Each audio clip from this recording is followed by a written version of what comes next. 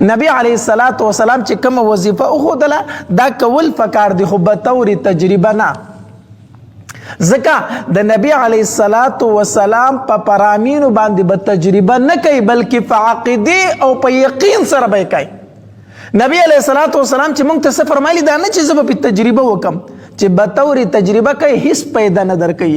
د عقیدې او د یقین په اعتبار سره وکړه په کلک یقین سره وکړه چې الله تبارک وتعالی په ستا هغه کار کوي او که نه کوي. حدیث مبارک کې راځي یو صحابي راغی او نبی علیه الصلاۃ والسلام ته شکایت وکړو وی د الله پاک پیغمبره رزق می تنگ شوی دی الله تبارک وتعالی را باندې روزي تنگ کړی ده غواړم چې الله تبارک وتعالی را باندې روزي فراخ کړي او روزي راله ډیره راکړي یو وظیفه راته وښیه د الله پاک پیغمبره.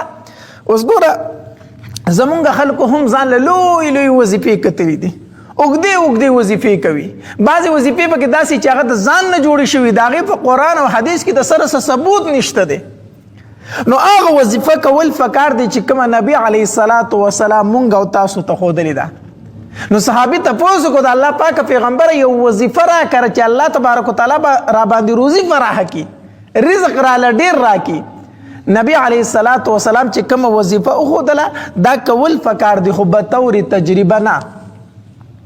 ځکه د نبی علیه الصلاۃ والسلام په پرامینو باندې به تجربه نه کوي بلکې په عقیدې او په یقین سره به کوي. نبی علیه الصلاۃ والسلام چې موږ ته څه فرمایلي دا نه چې زه به تجربه وکم چې به طور تجربه کوي هیڅ پیدا نه درکوي.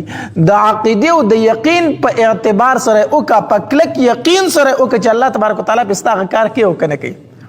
نو نبی علیه الصلاۃ والسلام د صحابي ته فرمایي وی ادم علی الطهارة یوسع علیک رزقک.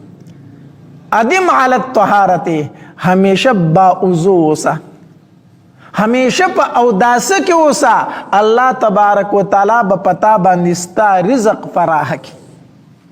همیشه په اوداسه کې اوسه. نو دا ګوره بهترینه وظیفه ده چې کو رزق در باندې تنگ وي بس همیشه په اوداسه کې اوسه الله تبارک وتعالی به پتا باندې ستا روزي فراخ کړي. او په اوداسه کې د اوسېدو ډیر زیات فضایل دي. یو دا حدیث مبارک کې راځي چې کم انسان همیشه په اوداسه کې ګرځي الله تبارک وتعالی د دې انسان سره مینه کوي. دویم کم انسان چې همیشه په اوداسه کې وي شیطانان د ده نه لرې تښتي شیطانان د ده خواله نشي راتلی. او دویم دا چې په اوداسه کې وي خو چې کم ځای کې د مانځه ټایم شو په اوداسه کې به دغه تکلیف به درته نه ډایرکټ په مانځه باندې ودرېږي مونځ به کوي. نو دا ځان له عادت جوړ که عادت چې کله هم اودس ماتې دي وکړو سمدستي پسې اودس کوه همیشه باوضو اوسه. نو نبی علیه الصلاۃ والسلام دې صحابي ته فرمایي وی همیشه په اوداسه کې اوسه الله تبارک وتعالی به پتا باندې ستا روزي فراخ کړي روزي به در باندې الله تبارک وتعالی فراخ کړي. نو دا یو بهترینه وظیفه ده.